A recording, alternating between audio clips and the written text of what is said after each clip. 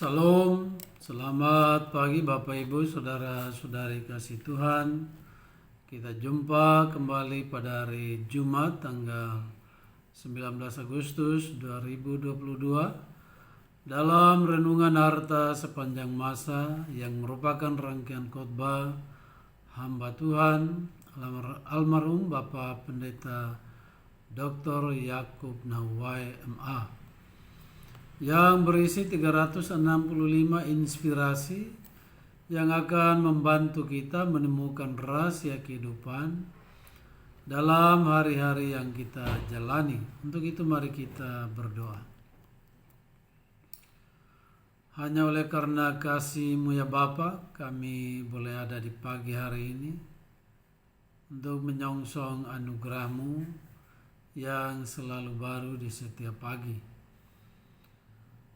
Dan oleh pertolongan kuasa Roh Kudus, kami diurapi dan juga tempat dimanapun kami berada, untuk kami boleh mendengarkan kembali firman Tuhan dan renungannya. Kuasai seluruh kehidupan kami ya Bapa, fokuskan perhatian kami hanya kepada kuasa firman-Mu yang akan menuntun kami dalam menjalani kehidupan di sepanjang hari ini. Di dalam nama Tuhan Yesus kami berdoa. Amin. Firman Tuhan untuk kita di pagi hari ini terambil dari Yeremia 18 ayatnya yang keempat, yang menyatakan,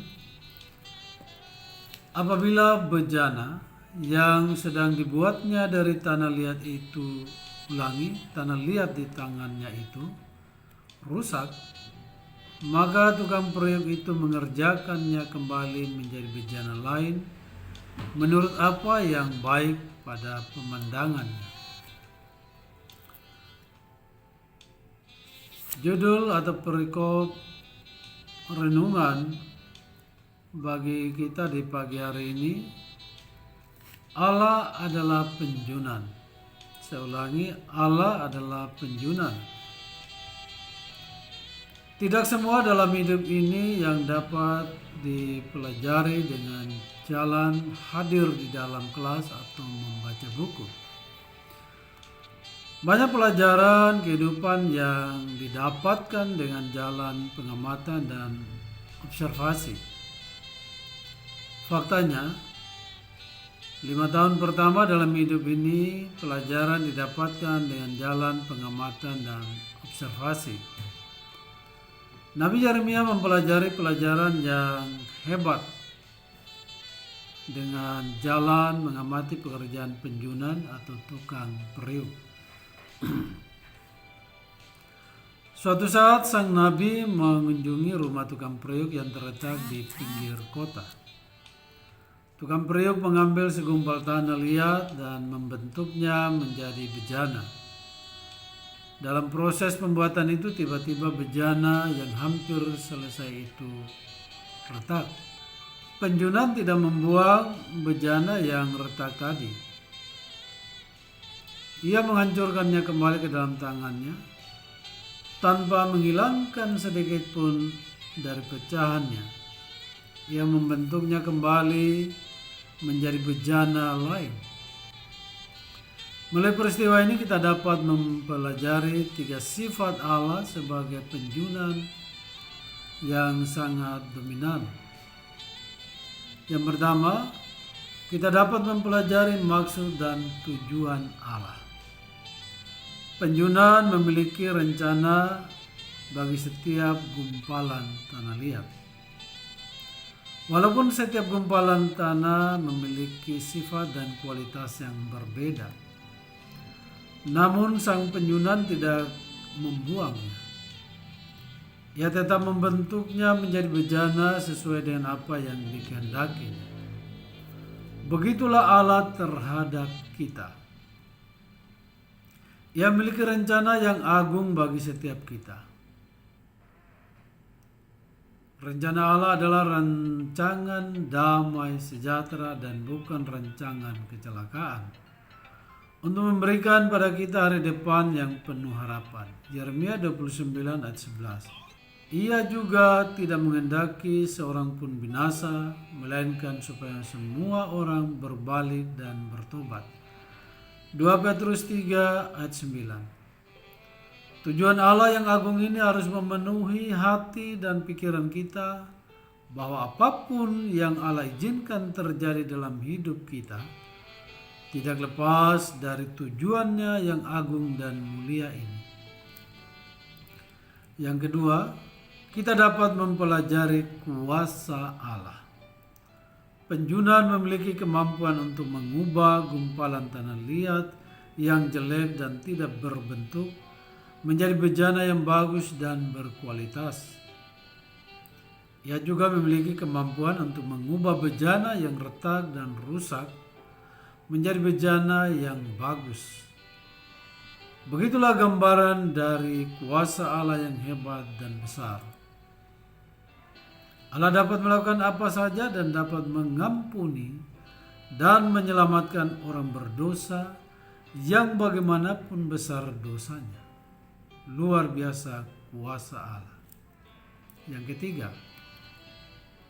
kita dapat mempelajari sukacita Allah. Penjunan bersukacita setelah ia melihat akhir dari karyanya. Tanah liat yang tidak berbentuk dan tidak berkualitas berubah menjadi bejana yang indah. Tidak ada sukacita yang dalam di hati Allah selain daripada pertobatan orang berdosa. Sekali lagi, tidak ada sukacita yang dalam di hati Allah selain daripada pertobatan orang berdosa. Lukas 5 ayat 7. Ulangi, 15 ayat 7. Tanah liat menjadi sesuatu yang baik saat berada dalam tangan sang penjunan. Begitulah dengan manusia. Hanya melalui kuasa Allah yang membentuk manusialah, maka manusia menjadi sesuatu yang berguna. Jika manusia menjadi yang berguna di tangan Allah sebagai penjunan, maka sempurnalah sukacita Allah. Manusia lalu mengabdi hanya pada Allah saja. Allah menjadi harta termahal bagi manusia dalam setiap langkah yang ditempuhnya. Haleluya. Demikian firman Tuhan dan renungannya bagi kita di sepanjang hari ini. Mari kita mengucap syukur kepada Tuhan. Ya Tuhan, teguhkanlah firman-Mu bagi kami, bahwa Engkau Allah penjunan bagi kehidupan kami. Engkau Allah yang memperbaiki seluruh kehidupan kami yang tidak berkenan kepadamu. Bahkan Engkau Allah yang tetap menjaga, memelihara, dan merawat keselamatan yang Tuhan sudah berikan pada kami. Biarlah kami mempertahankannya Tuhan dengan jalan. Kami tetap tunduk dan taat kepadamu. Tidak membangkang, tidak memberontak terhadap Engkau. Selalu ingat akan kasih setiamu sejak kami ada hingga saat ini. Terima kasih Bapa. Terima kasih Tuhan Yesus. Engkau telah mengingatkan kami betapapun rusaknya kami. Hanya satu keinginan Tuhan. Kami orang yang berdosa ini meninggalkan jalan-jalan kami yang jahat, menyesalinya, bertobat dan kembali kepada keselamatan yang Tuhan sudah berikan kepada setiap kami. Dalam nama Tuhan Yesus kami berdoa. Amin. Kiranya Tuhan Yesus memberkati kita semua.